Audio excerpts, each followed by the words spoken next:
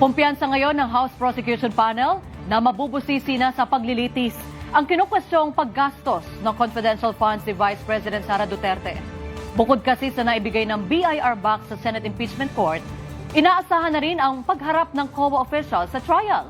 Nakatutok si Julian Bunag ng Congress TV.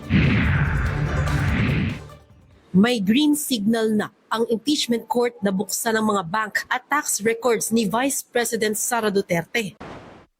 I think very relevant, no? Yung po nga, ganun po nga paglalahad.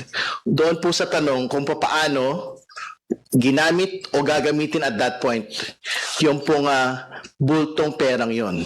Kasi I think as far as we're concerned, ang itsura po nun, parang linimas yung pong pera para sa confidential fund.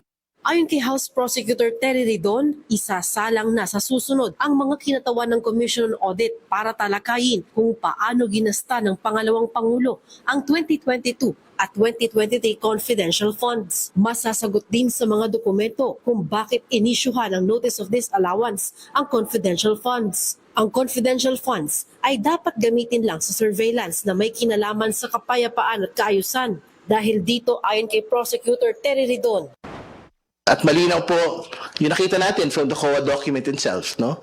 Ginamit ang confidential funds for non-confidential expenses. Katulad po ng leadership training at iba pa. No? So yun po yung mayor na dahilan.